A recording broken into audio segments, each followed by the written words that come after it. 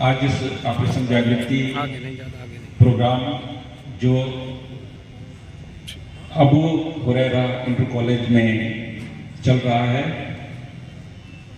Dice पे हमारे तशरीफ फरमा आली जनाब अकरम मुस्तफा साहब, आली जनाब एजाज अहमद साहब तथा संचालन और एंकरिंग कर रहे हमारे मौलाना याकूबी साहब, यूनिसेफ की जो मंडली सलाहकार हैं हमारी बहन रिजवाना परवीन जी, साथ ही साथ यहाँ पे हमारे हर कार्यक्रम में अपनी उपस्थिति दर्ज करा करके और इस कार्यक्रम को सफल बनाने में अहम रोल अदा कर रहे हमारे बीच में उपस्थित अखिलेश शर्मा जी तथा भाई साहब जो बैठे हुए हैं, उन्हें नाम तो मैं नहीं जानता, और थाना रामगढ़ के हमारे जो एडिशनल एसएचओ हैं तथा सब इंस्पेक्टर रजनी जी हैं और उनकी पूरी टीम है, साथ ही साथ यहाँ पे जो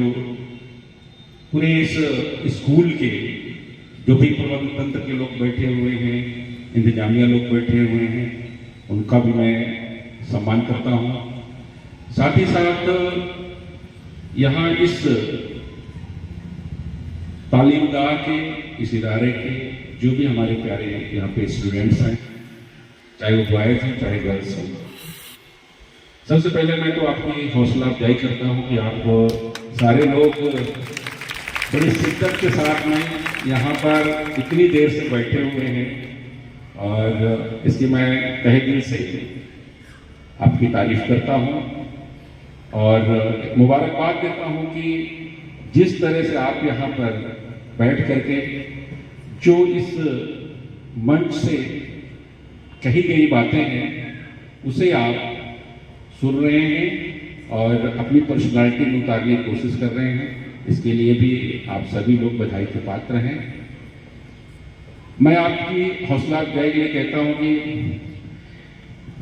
मंजिलें उन्हीं को मिलती हैं जिनके सपनों में जान होती है, मंजिलें उन्हीं को मिलती हैं जिनके सपनों में जान होती है, पंख होने से कुछ नहीं होता, हौसलों से उड़ान होती है।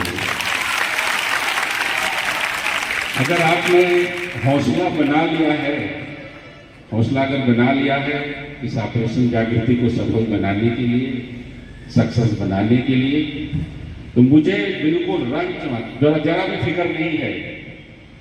और आज इस इंटर कॉलेज से जो चीज़ें शुरू होगी और भी उस मसाल को आप लोग आगे बढ़ोगे तो मुझे लगता है ना कि परिवर्तन दूर नहीं है, परिवर्तन दूर नहीं है। जो बातें बताई गई हैं उसे हम सभी को और इस सोसाइटी को स्वीकार करना ही पड़ेगा, नहीं तो आप सारे लोग इतने लोग मजबूत लोग हो ना, मजबूर कर लोगे हम सब सारे लोगों को, हमें मानना ही पड़ेगा। आपकी ताकत का जिस भी फील्ड में आ रही है, चाहे वो पढ़ाई का क्षेत्र हो, चाहे खेल का क्षेत्र हो, चाहे वो सामाजिक सेवा का हो, चाहे वो स्वास्थ्य का क्षेत्र हो, हर जगह आप देख लो, कहीं आपके आगे पीछे कोई है नहीं। आप देखिए दूर दूर तक मेरिट लिस्ट देखिए ना, काफी लोग रहते हो, टॉप 10 में आपके 6-7 रैंक रहते हो, 2-3 पे रहते हैं बॉयज लोग। मैं गलत नहीं कह रहा हूँ, ये तो डेटा बताता है, आप देख लो आप।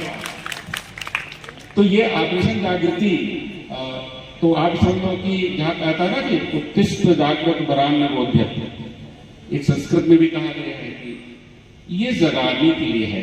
कई बार हम लोग ना अनदेखी कर देते हैं चीजों की, जान रहे हैं, देख रहे हैं, समझ रहे हैं, उसके क्या दुष्परिणाम होंगे उसके बारे में भी हम जान रहे हैं, लेकिन कई बात होती है अभी तो हमारे बगल वाले क्या, हमारे यहाँ तो प्रॉब्लम है नहीं, है ना, अनदेखी कर देते हैं। तो आज वही अनदेखी जो हमारी ये मानसिकता माइंडसेट है, जो एक हमारे अंदर एक सोच ऐसी सी बन गई है, कह लीजिए तो हमारे ब्लॉक जैसे पर्सनैलिटी में आ गई है। अरे ये तो हमारे जैसे अकरम मुस्तफा साहब के यहाँ हमारे बगल में बैठे हुए हैं, तो प्रॉब्लम इनके यहाँ आई है तो मैं तो चैन से सोऊंगा, मैं क्या चैन से सोता, लेकिन मैं भूल जाता हूँ जब आपके यहाँ प्रॉब्लम आई है तो इनके यहाँ हमारी दीवार मिली हुई है, वो प्रॉब्लम हमारे यहाँ भी आ सकती है। और यही चीज है जो हम लोग इग्नोर करते हैं, हमें इग्नोर चीजों को नहीं करना है, इसीलिए चुप्पी तोड़ने की बात की जा रही है। चुप्पी तोड़ने की बात क्या है? आप जानते हो, समझते हो, आपके साथ गलत हुआ या किसने गलत किया, ये सारी चीज जानते हो, बट कई बार आप मुंह पे ताला लगा लेते हो। उसी ताले को हम लोग खोलने आए हैं। जागृति वही है,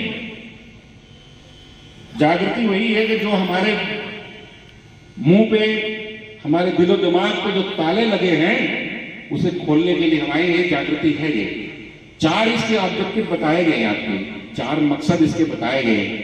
चारों मकसद में आपको पता होगा, एक तो है कि हमारी जो भी बालिकाएं हैं, महिलाएं हैं, जो अपराध और हिंसा से पीड़ित हैं। दूसरा मुद्दा इसका है कि झूठी FIR, जिसमें हम महिलाओं को, बालिकाओं को आगे रख करके विवाद हमारा कुछ का होता है। इस चीजें हैं कि नहीं है, तो उस जीवन में क्यों ऐसा नहीं करते हो? वेरीफाई क्यों नहीं करते हो?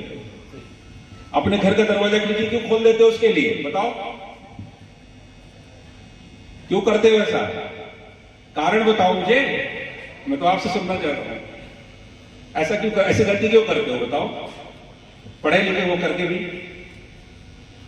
करनी चाहिए क्या गलती? तो मेरा वही कहना है, आप ये सब चीजें करो ना। अपरिचित आदमी के लिए दरवाजा खिड़की हमें क्यों खोलना है? नहीं करना है। सारे प्रोविजंस उसमें दिए हुए हैं, आपको कैसे लॉक लगाना है, कैसे क्या करना है। 2 स्टेप वेरिफिकेशन क्या है, 2 स्टेप सिक्योरिटी आपकी क्या है, सारी चीजें उसमें दी हुई है। प्राइवेट क्या है, पब्लिक क्या है, सारे ऑप्शंस उसमें आपके पास हैं। लेकिन आपको देखना है ना, इस चीज से आपको देखनी है। अन्यथा जिसको आप जानते भी नहीं हो, पहचानते भी नहीं हो, और उससे आपकी ऐसी गहरी दोस्ती हो जाती है, और कई बार आप गलत निर्णय भी ले लेते हो। अपनी प्राइवेट चीजें आप शेयर कर देते हो, फिर उसके बाद वो आपसे सौदेबाजी करता है, ब्लैकमेलिंग करता है। जब इन परिस्थितियों से आप गुजरते हो, सॉल्व कर हमारे यहाँ पे इस सर्कल की और इस थाने के सभी पुलिस पर्सनल आज के इस ऑपरेशन जागृति प्रोग्राम में आप सभी का स्वागत करती हूँ। मैं काफ़ी पहले आ गई थी, तो याकूबी साहब से पहले ही जो सर आपसे बात कर रहे थे, उन्होंने इस पूरे प्रोग्राम की मंशा को बहुत ही खूबसूरती से आप लोगों के बीच रखा। और मैं डिटेल में, मुझे बहुत ज़्यादा उर्दू नहीं आती है, आती थी कभी, पर चूँकि बोलचाल में और उसमें वो रहा नहीं है, क्योंकि मैं भी आप लोगों की तरह ही किसी स्कूल से ऐसे माहौल में मैंने भी पढ़ाई लिखाई की है, और उसी पढ़ाई लिखाई का और जो आपके टीचर्स यहाँ पे बैठे हुए हैं, इसी तरह की टीचर्स के मार्गदर्शन का ये नतीजा है कि आप लोगों के बीच यूनिसेफ की तरफ से मंडलीय सलाहकार बाल संरक्षण, इसमें 0 से 18 साल के बच्चों के लिए ख़ास तौर पे कानूनी प्रावधान को कैसे हम अपने सिस्टम में लागू करवाएं, और जिससे जो बच्चे का कॉन्स्टिट्यूशनल राइट है, संवैधानिक अधिकार है, वो सुनिश्चित हो सके और वो एक बेहतर इंसान बने। तो सर की बातों का जो निचोड़ था वो मुझे यही समझ आया कि पल तो सभी जाते हैं, लेकिन परवरिश जो होती है वो आपकी झलकती है आपके व्यक्तित्व में। तो जब ऐसे गुरुजन आपके बीच हैं, तो मैं संस्कृत का एक श्लोक मुझे याद आ रहा है, माता शत्रु पिता वैरी येल बालको ना पाठता ना शोभते सभा मध्य हंस मध्य भगोया था। इसका अर्थ ये है कि वो माता पिता भी शत्रु के समान हैं जो अपने बच्चों को अच्छी तालीम नहीं देते हैं, और वो उसी तरह से अशोभनीय होते हैं जैसे बगुलों के बीच में कौवा।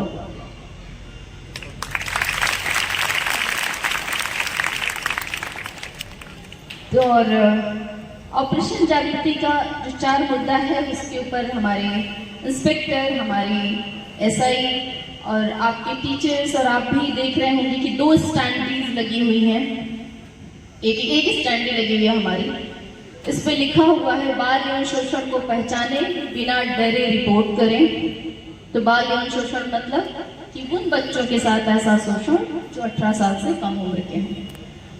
एक बिंदु और बहुत ही ब्रीफली आपको बताया गया है कि अगर कोई मुकदमा जमीन का है या किसी अन्य बातचीत की लड़ाई है, उसमें महिलाओं को, बच्चियों को मोहरा बनाकर वो मुकदमे नहीं लिखवाएं। जो बात जैसी हुई है वैसे ही दर्ज कराएं, ताकि आपको इंसाफ मिलने में अपने देश के लिए पछताते भी है, उनको लगता है मैंने कर दिया, बात उनके खिलाफ ही, जिनके साथ लोग घर छोड़ के गए होते हैं उन्हीं के खिलाफ अपने केसेस देते हैं, कहते कार्रवाई करिए साहब, वो हमें परेशान कर रहा है, हमारे साथ मारा पीटी कर रहा है, ये चीज कर रहा है, ये चीजें हो रही है।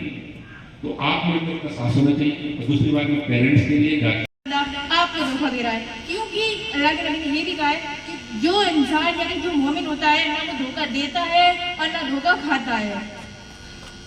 और एक और चीज़ कि जो देखी जा रही है बहुत, अगर कुछ गलत होता है तो लड़कियों को बहुत मतलब ब्लेम किया जाता है, कुछ उसके साथ गलत हुआ।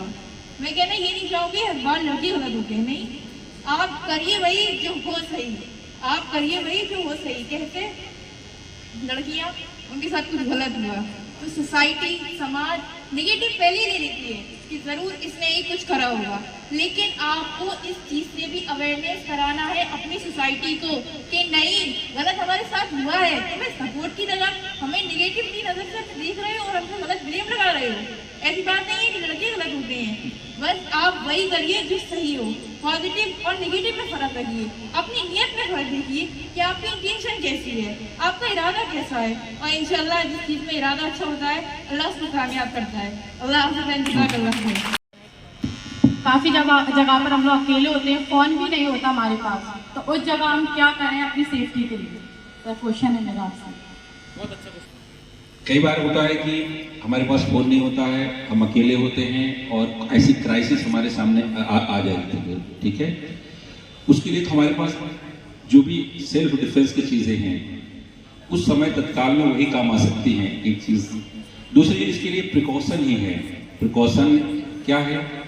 जब भी आप, चूंकि जब आप कई बार निकलते हो घर से अकेले निकलते हो तो आपको पता है हम अकेले निकल रहे हैं, किस टाइमिंग में निकल रहे हैं ये भी आपको पता है, और हम जहाँ जा रहे हैं वहाँ के लिए कन्विंस की क्या व्यवस्था है ये भी हमें पता है। तो आपको ये चीज़ें प्रिकॉशंस लेने की जरूरत है कि हम जहाँ जा रहे हैं वहाँ हमें कितना टाइम हमारा लगेगा, वहाँ से जब हम वापसी आएंगे तो हमें कन्विंस वहाँ मिलेगा नहीं, ये सारी चीज़ें आपको पता करनी चाहिए। एक बात है ना, अकेले आप जा रहे हैं, एक चीज़। नंबर 2 चीज़ कि अगर ऐसी जगह पे कोई, मान के चलो कई बार होता हम ध्यान न दें, तो हमारे यहाँ की सेल्फ डिफेंस का हम लोगों ने अभी एक वर्कशॉप भी कराई थी, और सेल्फ डिफेंस के बारे में कई होता है कि आपके पास देखिए सेफ्टी पिन होती है, आपके पास चाबी होती है, तत्काल में अचानक से आप किसी पे भी, आपका सबसे बड़ा हमारा सॉफ्ट जो भी क्या कहते हैं ऑर्गन्स हैं उस पर आदमी को प्रहार करना चाहिए और वहाँ से वही है ना कि भाग लेना चाहिए। यही है उस समय, और आपके पास कोई अल्टरनेटिव नहीं होता है। किसी व्यक्ति के जो भी सॉफ्ट ऑर्गन हैं जिसपे एक पढ़ने के बाद वो कम से कम 4-6-10 मिनट हो सकता है वो बेहोशी हो जाए, ठीक है ना, उसको टारगेट करें, ठीक है। यही सब ऑटो या ट्रेन में अकेले सफ़र करते हैं तो बहुत सारे ऐसे लड़के होते हैं परेशान कर रहे हैं या कमेंट कर रहे हैं, या पैदल चलते हैं तो उस वक्त क्या करना चाहिए? वो करवा दिया है, एक यूनिक आईडी नंबर्स हैं, आपने देखा होगा, उसे हमने बड़ा साइड में भी कराया है, फ्रंट पे भी है, दोनों साइड में भी है और बैक में भी है। कारण उसका क्या है कि जैसे आपको मान के रोड साइड हमारा कोई रोड फेसिंग सीसीटीवी लगा है तो उसमें किसी भी ऑटो का आगे पीछे का नंबर तो आता नहीं है, इसलिए हमने बड़ा सा नंबर लिखवाया साइड में से। एक चीज, आप 4 डिजिट नंबर को आप जरूर याद कर सकते हो, वैसे नंबर आपको नहीं हुआ यूपी करके फिर BH लिखा हुआ है तो आपको नहीं याद होता। 4 डिजिट का बड़ा नंबर लिखवाने का मकसद हमारा यही, एक तो वो याद हो जाता है, आप पहली चीज उसे आपको याद कर लेना चाहिए। मोबाइल फोन हो, कोशिश ये करिए कि आप अपने गार्जियंस को या अपने पेरेंट्स को एक SMS जरूर डाल दें, व्हाट्सएप जरूर कर दें कि मैं इस ऑटो से हम सफ़र कर रहे हैं, ठीक है, उसका नंबर है ये, ठीक है, जो या यूनिक ID नंबर है वो कर दें। एक चीज़। दूसरी चीज़, मतलब इससे क्या होगा कि कम से कम उसे हम ट्रैक कर लेंगे और उस पर कार्रवाई कर लेंगे। अगर ये चीज़ें बहुत सामान्य सारी चीज़ें हो रही हैं तो उसके लिए हम लोगों ने बताया कि आपके लिए कि जिसमें अगर आप अपनी आइडेंटिटी को भी छिपाना चाहते हैं, नहीं बताना चाहते पुलिस को पता चले या हमारे बारे में पता चले, तो 1090 पे आप कॉल कर दें और बिना आपको बुलाए, बिना सारी चीज़ें किए, उसमें महिलाएं हमारी होती हैं, लड़कियां होती हैं जो आपको कॉल आपकी रिसीव करेंगी, आपसे बात करेगी। और कंसर्निंग जो थाना है वो डिटेल्स अगर आपने उनको आपने नोट करा दिया है, कंसर्निंग थानों को चलाइए, कंसर्निंग थाना जो है कार्रवाई उस पर करेगा। ठीक है, ये सारी चीज़ें आपको मतलब इतना अवेयर आपको रहना चाहिए। कभी भी किसी ओला से जाए, उबर से भी जाए, तो इसमें ध्यान रखें कि जो गाड़ी का नंबर है, ठीक है, गाड़ी का नंबर है वो जरूर आप कहते हैं व्हाट्सअप कर दे अपने, ठीक है, पेरेंट्स को, गार्जियन को, ये जरूरी होता है, प्रिकॉशंस लेने पड़ेंगे। ठीक, तो मतलब सुना है लेकिन ज़्यादा वो एक कारण पर इंटीग्रेटेड ग्रीवांस पब्लिक रिडरेसल सिस्टम, ये उत्तर प्रदेश सरकार द्वारा ये चलाया गया है और इसकी मॉनिटरिंग सीधे माननीय मुख्यमंत्री जी करते हैं। इसकी तो ऑनलाइन जो भी आपको कंप्लेंट करनी है, ठीक है, ऑनलाइन आप कंप्लेंट नहीं जाना चाहते, घर से बाहर नहीं जाना, जैसे आपको थाना चौकी का चक्कर नहीं लगाना चाहते हैं हम वहाँ पर, तो आपके लिए फैसिलिटी दी गई है कि आप घर बैठे बैठे ऑनलाइन अपनी कंप्लेंट दर्ज करा सकते हैं और ऑनलाइन आपसे कंप्लेंट पे कार्रवाई होकर के आपसे पूछा, आपसे फीडबैक भी लिया जाएगा। न केवल यहाँ से लिया जाएगा फीडबैक, बल्कि वहाँ से लखनऊ से भी, कंट्रोल रूम से भी आपसे फीडबैक लिया जाएगा कि आपने जो कंप्लेंट की थी उसमें जो कार्रवाई हुई उससे आप सेटिस्फाई है नहीं है। ठीक है, गुड। सर मेरा क्वेश्चन ये है, प्रेशराइज किया जाता है किसी चीज़ के लिए, किसी क्वेश्चन को या किसी मुकदमे जैसे बता रहे हैं, या फिर आप लोगों ने बताया झूठे मुकदमे वगैरह के लिए अगर हमें प्रेशराइज किया जा रहा है, उसके लिए हम कहाँ जा रहे हैं? आ जाएगी, आपको ये प्रेशर दिया जा रहा है, उसके बाद उनकी काउंसलिंग की जाएगी, काउंसलिंग की भी की जाएगी। जो आप पे प्रेशर डाल रहे हैं, हो सकता है आपके बहुत करीबी हो सकते हैं, उनकी काउंसलिंग की जाएगी। ठीक है, कई बार मदर फादर भी हो सकते हैं, कई चीज, ठीक है, तो उनकी काउंसलिंग की जाएगी। अगर काउंसलिंग के बाद भी अगर प्रेशराइज कर रहे हैं, सारी चीज कर रहे हैं, तो लीगल एक्शन भी लिए जाते हैं। ठीक है, लीगल एक्शन भी लिए जाते हैं। तो सबसे अच्छा तो आपके लिए ये है कि 1090 पे आप कॉल कर सकते हैं। ठीक है, और कुछ भी नहीं मिले तो 112 हमारा है ऐसा, 112 के बारे में सभी को पता है। और इससे हमारी जितनी भी जाते हैं, अभी मैं भी कर रहा हूँ तुरंत, आप कोई भी आप पर हमला करे तो आप उनको थप्पड़ मार सकते हैं। हमने थप्पड़ मार दिया, हम घर चले गए, उसके कुछ टाइम बाद जब ऐसा होता, हमने सुना था कि एसिड अटैक हो रहे थे बहुत से लोगों पर, तो एसिड अटैक हुए थे, उसके बाद तो उनको क्या सजा मिलेगी जिन्होंने एसिड अटैक किया है? बेटा इसमें 326 से सेक्शन लगती, धारा लगती है आईपीसी की 326 से, इसमें आजीवन कारावास की सजा है। एक चीज 10 साल से ऊपर सजा है, इसमें मिनिमम 10 साल से ऊपर सजा है, एक चीज।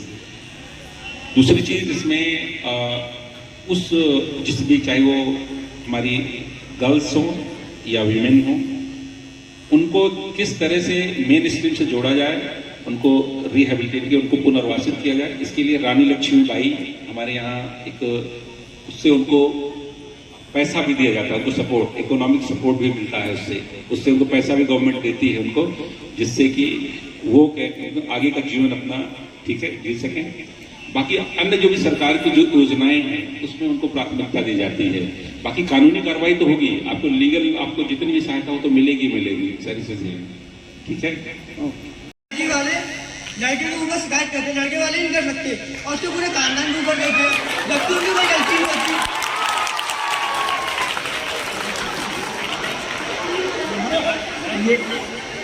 बेटा ऐसा नहीं है, ऐसा नहीं है। आपके लिए जो सीआरपीसी में जो प्रोविजन है उसमें जो आप लिख के देते हो, जो लिख के आप देते हो, एफआईआर वर्बेटम वही शब्द ब शब्द होती है। लेकिन जब विवेचना होती है, विवेचना में जब वो लड़की हमारी रिकवर होती है, बरामद करके ले आते हैं, तो लड़की का बयान हम न्यायिक मजिस्ट्रेट के यहाँ, जुडिशियल मजिस्ट्रेट के यहाँ कराते हैं।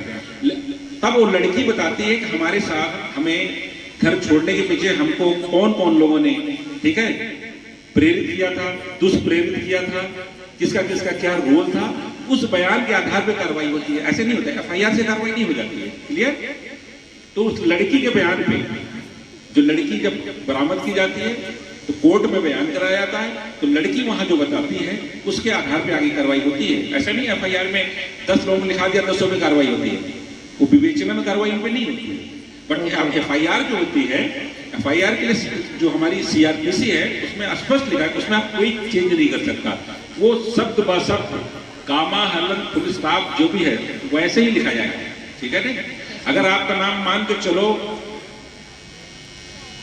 सुरेश है, आपने सुरस लिख दिया तो हम FIR की कॉपी में सुरस ही लिखेंगे, वर्बेटम शब्द इसीलिए यूज हुआ है, उसको सुरेश नहीं लिखेंगे, लेकिन इन्वेस्टिगेशन में आपकी ID लेंगे, उसमें हम उसमें करेक्ट कर देंगे, ठीक है। और बाकी आप लोग फालतू समय आपके पास इतना आया कहाँ से? आप लोग यही समय पढ़ाई में लगा सकते हैं तो आप लोग कुछ भी कर सकते हैं। आप लोगों का सवाल होगा कि मैं कुछ नहीं क्यों नहीं कर सकता, क्योंकि मेरा जितना भी टाइम है मैं पढ़ाई में लगाता हूँ और बाकी का काम करता हूँ, क्योंकि मेरे माँ बाप कहते हैं काम कर और मेरी अम्मी कहती है पढ़, तो मैं दोनों मेहनत से करता हूँ ताकि मेरे माँ बाप खुश रहें। शाबाश।